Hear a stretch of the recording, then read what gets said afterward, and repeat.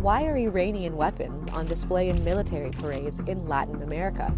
In June 2022, the presidents of Venezuela and Iran signed a 20-year partnership agreement to promote cooperation between the two countries. But why would the Iranian regime be interested in a country so far from home? This is actually nothing new.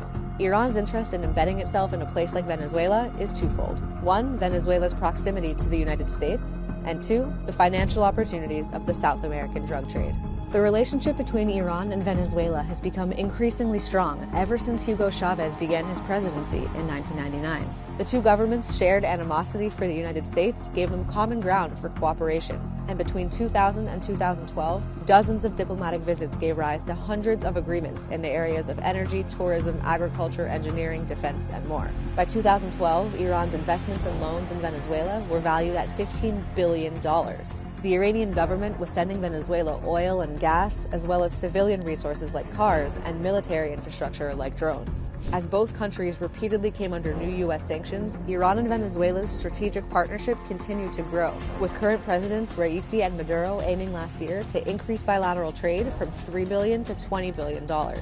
ارتباط بین ایران و ونزوئلا یک ارتباط راهبردی است که دو کشور رو که از منافع مشترک، نگاه مشترک، دشمن مشترک. Because of its close proximity to the U.S., Iran uses Venezuela as its home base in South America.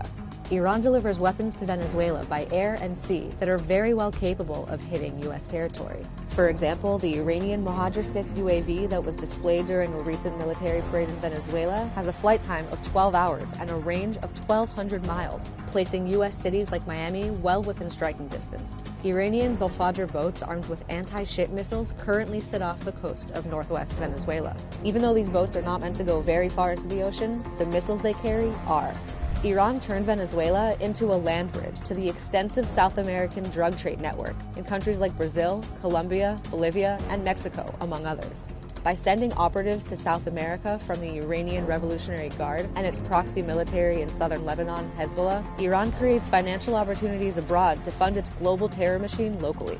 In 2018, for example, Hezbollah's treasurer, Assad Ahmed Barakat, was arrested in the triple frontier between Argentina, Brazil, and Paraguay.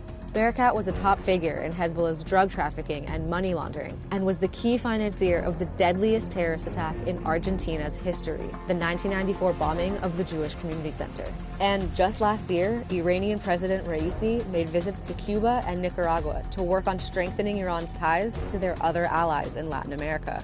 Even though Venezuela is 7,000 miles away from the Middle East, Iran and Venezuela see themselves as part of the same team, enabling Iran to threaten the U.S. from close by and presenting an opportunity for Iran to expand its presence in the region.